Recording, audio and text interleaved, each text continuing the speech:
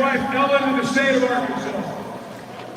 And at this time, I'd like to welcome to the podium, actually, I'd like you to welcome to the podium a man who has worked tirelessly to find our next leader. Ladies and gentlemen, please welcome our Vice Chancellor, our Director of Athletics, Hunter Yurachek.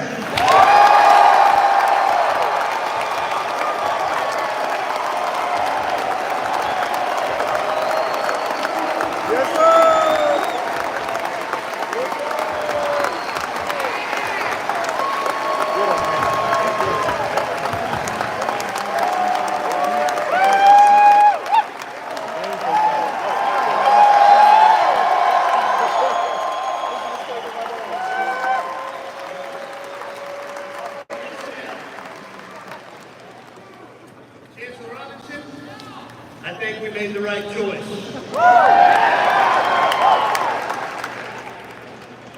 Wow, you guys know that we're not playing Kentucky in basketball tonight, right? This is amazing, amazing. It is another great day to be an Arkansas Razorback.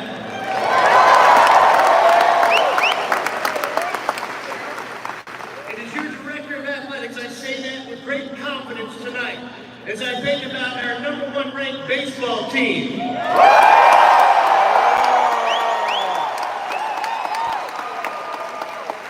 #1 ranked women's track and field team. Our #2 ranked men's track and field team. Our 8th ranked women's golf program. Our 10th ranked gymnastics program that this match should be leading.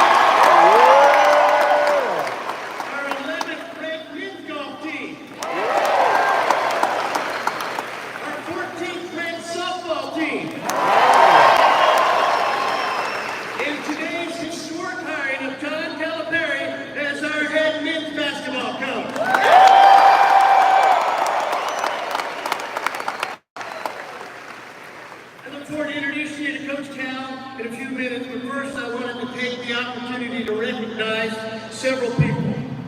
First, I would like to recognize and thank Coach Eric Musselman, his wife Danielle.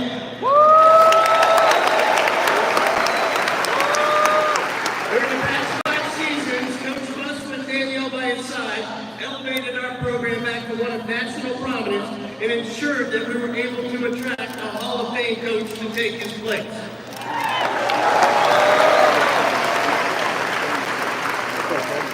Thank UA System President Dr. Don Bobbitt, our University Chancellor Charles Robinson, by the way, celebrating his birthday tonight.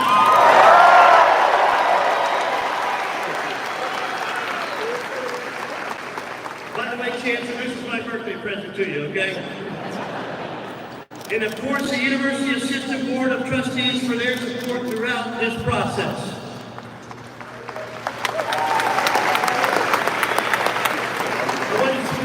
Thank Board of Trustee member Tim Dickey, who represented the board and worked with me directly on this search. The Dickey family has been serving our state for generations, and I am appreciative of Ted's service to our university and to me personally during this process. Thank you, Ted. Also, I want to acknowledge our Senior Associate Athletic Director, Matt Trantham, for his assistance in the search process. Matt, I think he's backstage. Yeah, Matt.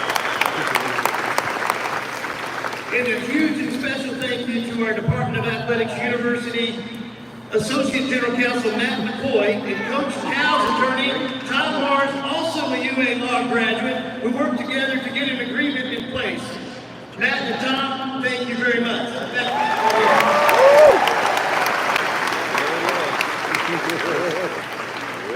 And I certainly want to thank my entire family, especially Jennifer and my youngest son Brooks, who are here tonight. Brooks, stand up.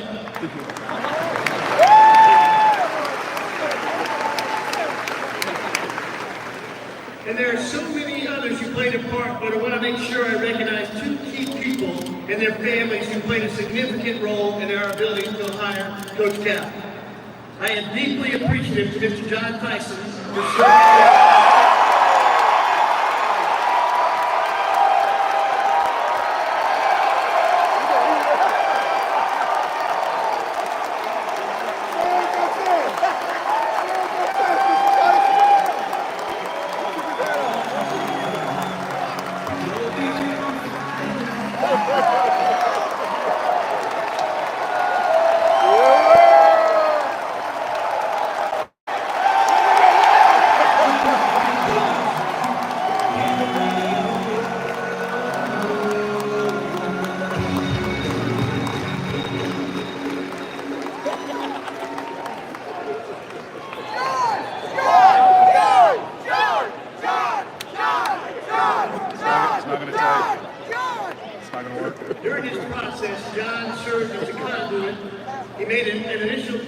between myself and Coach Cal to talk about this opportunity.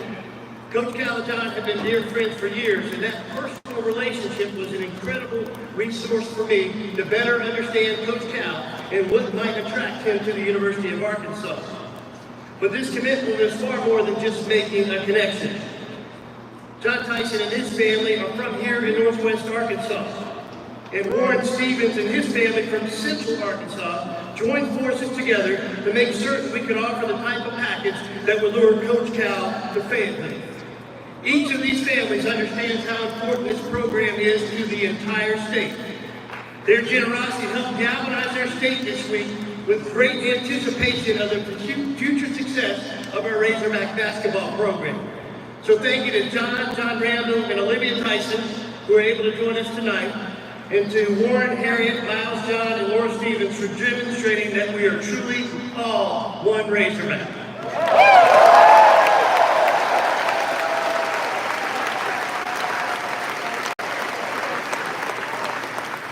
And let me be clear, because there's a lot of rumors and misinformation out there. These two families have helped us set the table to make this historic hire possible.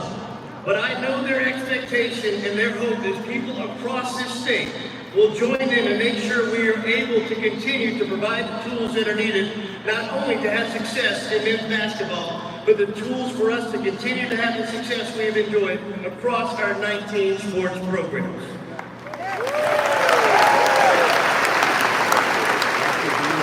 All right, that's the end of my thank you. I want to go to Cal. So as I set out to find the next leader of our men's basketball program, I received a lot of advice. Some was solicited, some was unsolicited on what we needed or who should be our next head coach. But I knew I wanted to find a proven winner. I wanted to find someone who would embrace Arkansas and the opportunities to build on a rich tradition that includes 22 conference titles, 14 Sweet 16 appearances, 11 Elite 8 appearances, 6 Final Fours, and a 1994 NCAA championship.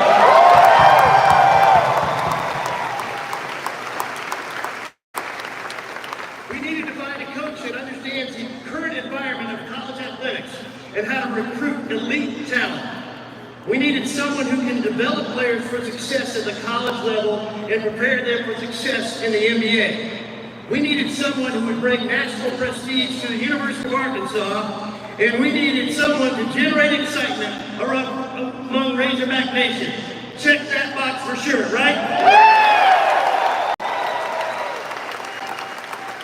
And finally, I wanted to find someone who shared my vision that this program could return to the Final Four and win a national championship.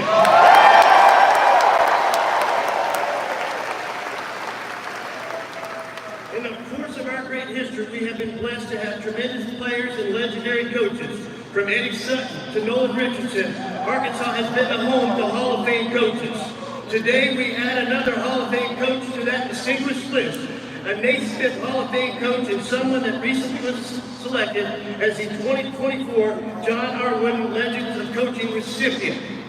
I'm excited for us to formally introduce Coach Cal to this state and the entire Razorback Nation. So without further ado, take it away, John George. Razorback fans, let's stand up and call those Halls!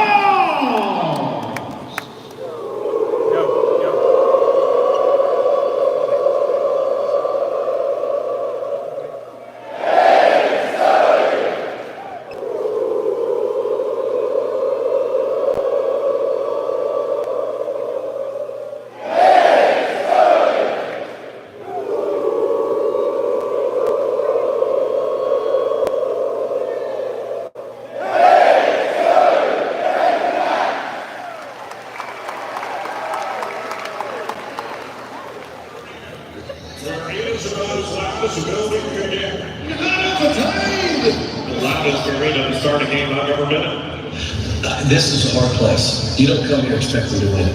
Let me tell you that. The name, the brand, the identity that you bring to a program that has a storied, rich tradition, an outstanding fan base in Fayetteville, Arkansas.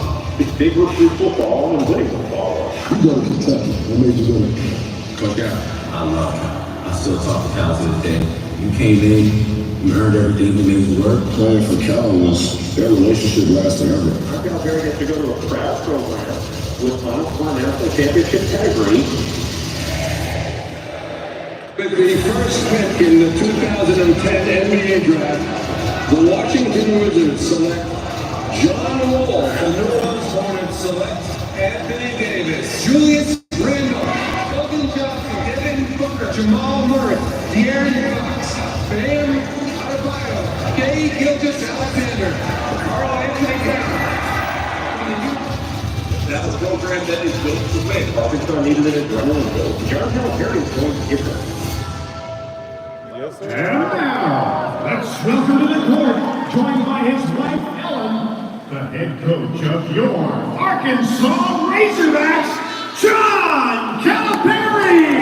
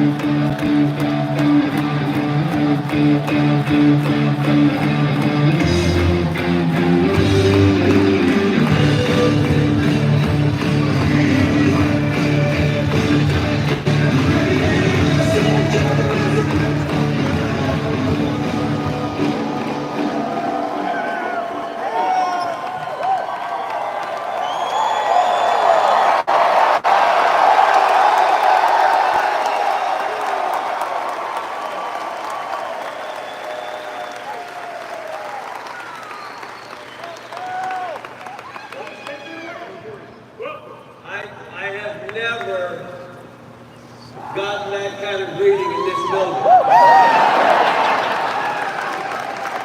As a matter of fact, you were probably in the building when they threw me out before the game ended. We did win that game though, but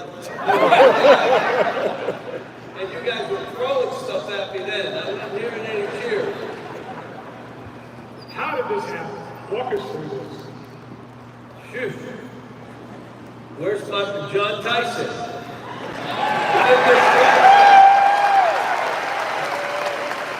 I need you to talk to my AD. Well, I'm in Phoenix. He's in Phoenix. What? Well, tell him to call me. I'll meet him tomorrow. You want me to talk about Kansas meet? I didn't know what, and we met. We only met about an hour and a half, maybe less than that. Part of it was talking about other people, and he said, now that you know this, and I know you think this is a great program, why not you? Why not me? Yeah, why not you? Huh. Now, from that meeting, I left and went west. We stayed in touch a little bit. I just want everybody to know here, I didn't want anything out until after the national championship game that we were even talking, because I didn't think it was fair for those two teams and those coaches and those players and those programs. Somebody here leaked it out, though. I don't know who leaked it out, but someone did, but Hunter, we didn't speak about it because it wasn't fair for those teams. I'll tell you what happened to me. We were out west and we had a priest with us, a Catholic priest. He gave mass one morning in his room. And I said to him, Father, I gotta decide what I'm gonna do here. One is Arkansas, the other is Kentucky. And he told me, go for an hour walk and have in your mind, you're the Arkansas coach. And then on the way back, that you're the Kentucky coach. And tell me you'll see what moves your heart and what you want to do. And I did that. And I'll be honest, when I thought about coming here and building this program and making it something special, it got me excited.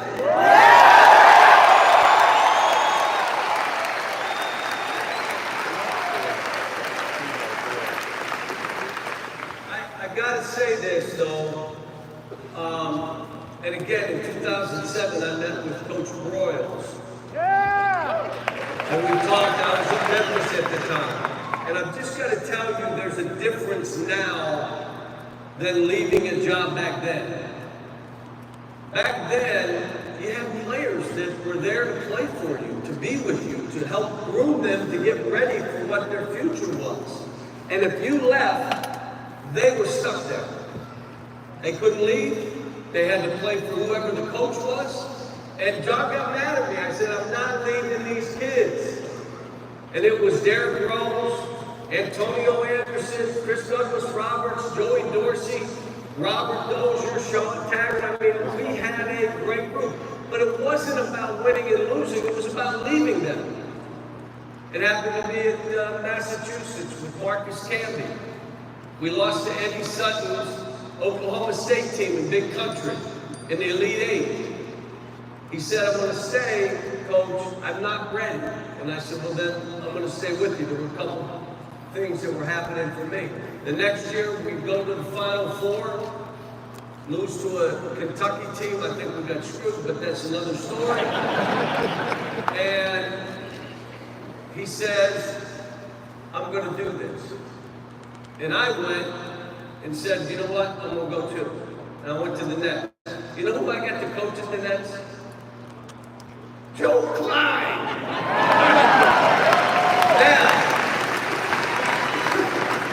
Yeah, he got me fired. But they were saying you traded for Joe Klein. No, he was in the trade. But I got to tell you one story. And Joe will tell you this is true. So I trade for him. He walks into my office in the arena. We're getting ready to play a game. He says, Coach, I'm Joe Klein. You just traded for me. I said, Joe, I don't have time to talk to you, so I'll see you after the game. He said, should I put a uniform on? And I said, yeah, but you're not going to get in. But go ahead, warm up and be around. You know what happens. My center gets in foul trouble. Another kid gets hurt. I look at Joe. He looks at me. I look at Joe. He looks at me. And I said, go in, we'll run floppy. Anybody that ever, Joe Johnson's here, you know, Ron, you know what floppy is. That's universal, anybody can do it. Joe struggled with it, but anybody can do it. So, I said, go in.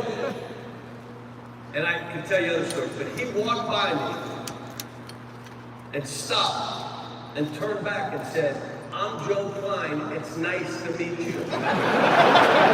And then went in the game. And I had an absolute, he and I have been friends since that time. He got me fired, but it was good because I could get back to what I do best. I'm sorry, Joe, I had to do that. It must have been hard to leave Kentucky. What was that like? It was. I mean, we've been there 15 years, folks. 15 years. And great times, great achievements. 40 players to the NBA, 30 kids graduated. 30 kids graduated. I love that state. I love the governor. The people are the salt of the earth. They're generous. They're kind. They grew up kind of like we did. They grew up like we did. And my wife and I, Ellen, where are you, Ellen? Stand up. There you are. Stand up and you see my wife.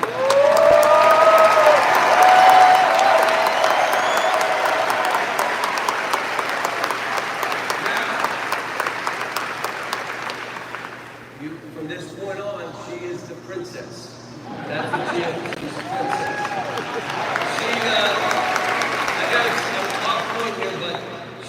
Makes brownies at every birthday. She wants the players at the house all the time. If they're not there, why aren't they here? And it's been that way from UMass to Memphis. Joe, did anybody come to the house in the Nets? No. Yeah. And in Kentucky. And she becomes their mom away from home. So she's a great lady, great coach's wife.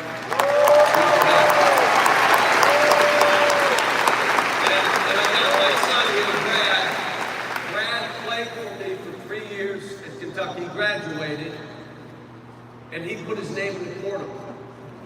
So he was the first coach's son that said, I'm out.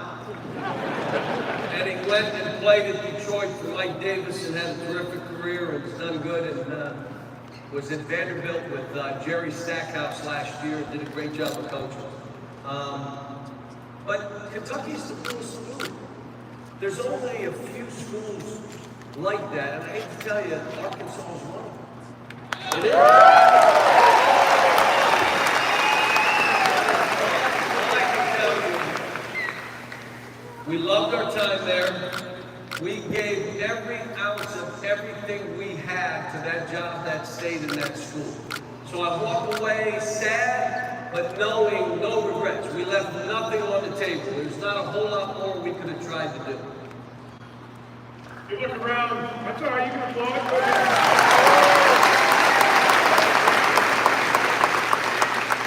Obviously, there are a lot of Razorbacks fans. You look around the building and see that. What do you know about Arkansas? What's attracted you to this place? Well, it started with Coach Broyles. I mean, who he was, what he stood for. When I met him, I was kind of intimidated when I met him. And then, is Marcia Cone here? Is she here? Where's Marcia? All right, there's Marcia. Her husband, David Cohen, ran a golf tournament up in Forest City, and Coach was playing it. He had the biggest legs and could hit a golf ball.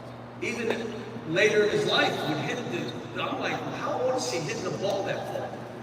But he was the one that met with me and would talk to me, and so it started there. I mean, I would tell you, Coach Sutton, for some reason, kind of took me under his wing, and I have no idea. I just saw Steven, and we talked about it. I was like the last person to talk to him before he passed away. And I wanted to help him in Hall of Fame earlier than they did, but he did get to hear that he was inducted in the Hall of Fame before he passed, which was a great thing.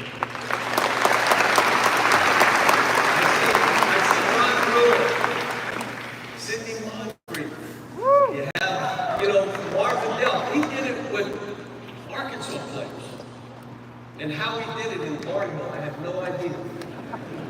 But what he did here was the basis of what this became. And then Coach Richardson, he and I talked this morning. And Hunter will tell you, and John, one thing I asked, I want to know what Coach Richardson thinks of me taking this job. I need to know. And he says,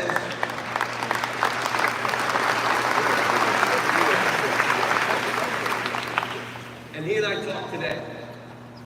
I'm going to send out to all of you a poster that's in my home office on the wall. I forgot it was there. It's behind me. And one of my staff said, look at that. Was anyone here at the 1994 game in Springfield, the Hall of Fame game? Yeah! That was UMass and Arkansas the year after they won the national title. That year they went to the championship game. It's a poster of Coach Richardson. He looked at it. He said, that don't look like me. It does look like him. He's in his seat looking mean. You have me screaming. You have Corliss in it. Lou Rowe. What was the score of that game, by the way? I forgive you. It was 114 to like 80, but that's all right. It was in Springfield. But I think Corey Beck's here. Where's Corey? Corey played on that team. Scotty Thurman. Come on. And it wasn't just who he coached. It's how he coached. And how they changed the game to that point of, we're coming after you, 40 minutes of hell, this is what we're doing. And the excitement in this building, it was hard to win a game if you were an opponent in here, because you knew they're coming at you, here they come. I will tell you that he challenged his kids, but Corey, you gotta say, but he cared. He challenged them, but he cared. Did he hold you accountable? He held you accountable twice, right? Like once in the same time and everything. But he cared about it. And in my memory of all that, Muss here 5 years, you gotta know, Muss did a heck of a job here now.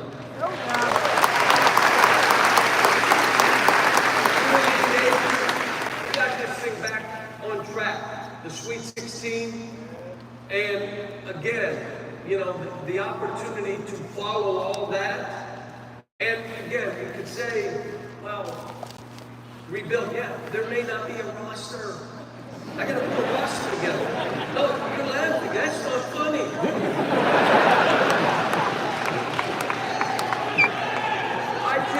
I just met with the team. There were 3 guys in there. And they were in the portal. So we got work to do. And the only thing that I want to tell you is I'm not that guy that has a magic wand. That's not who I am. I'm the grinder that comes every day. When you watch my team at the beginning of the year to the end, you say, wow, they got better. Individual players got better. They become a better team to put them in the best position.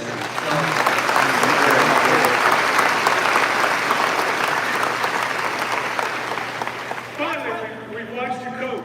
We watched your teams play. Tell us about you. Tell us about Coach Cal O'Leary. Well, as a player, I was small, but I was slow. I'm a gatherer. I see Dakari's brother down there. How's Mom doing? You tell her I asked for her, okay? I bring people together.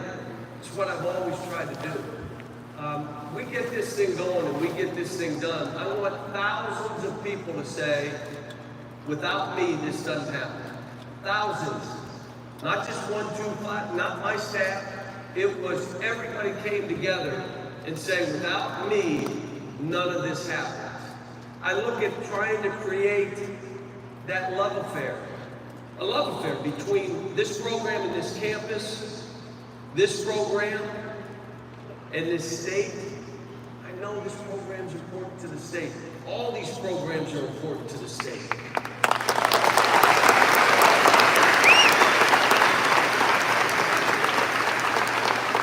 And I gotta tell you, so you understand, my parents, my dad worked in the mill in Western PA, and then he was a baggage handler.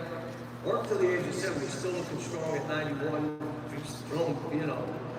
My mom worked in the cafeteria at the junior high school. She had the white suit and sold the ice cream. We grew up Friday to Friday. You guys know what Friday, some of you young people don't know what Friday to Friday is. You get the paycheck and you're making it till the next Friday, and Thursday is a tough day. It's how I grew up. You know what? No credit cards, layaway, all the stuff. I wouldn't want to grow up any other way. You knew you had to work or you did not eat.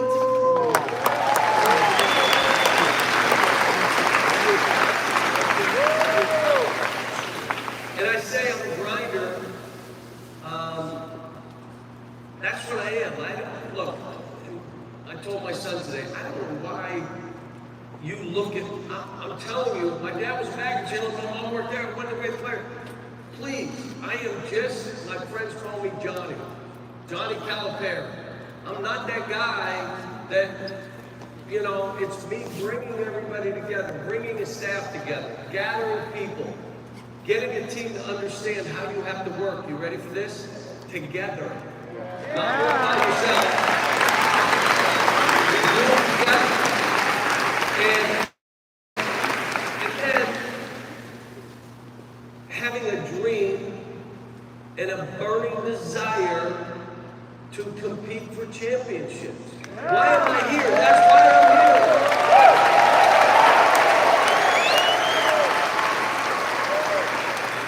And let me just say one more thing.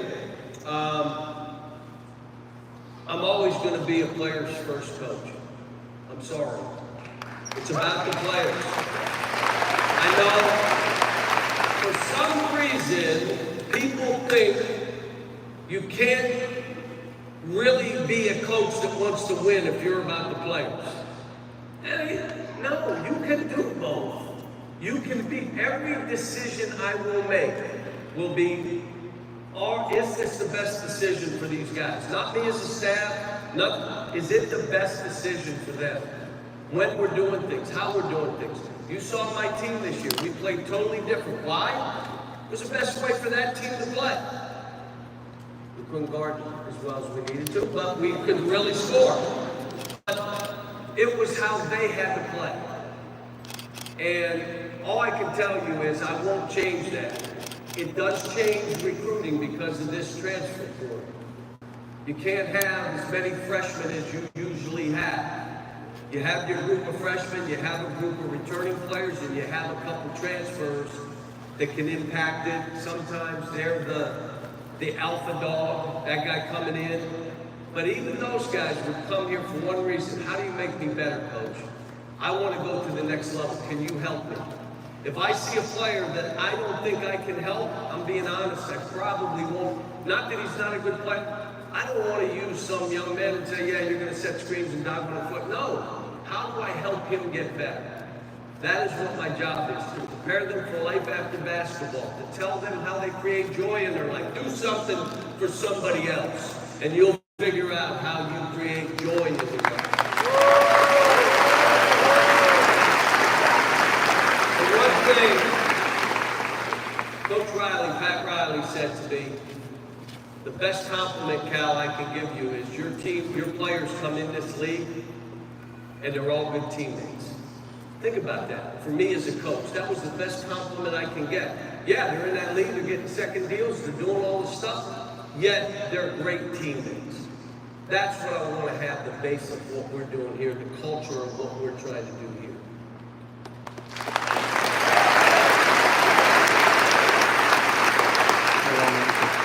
Ladies and gentlemen, he's our coach now.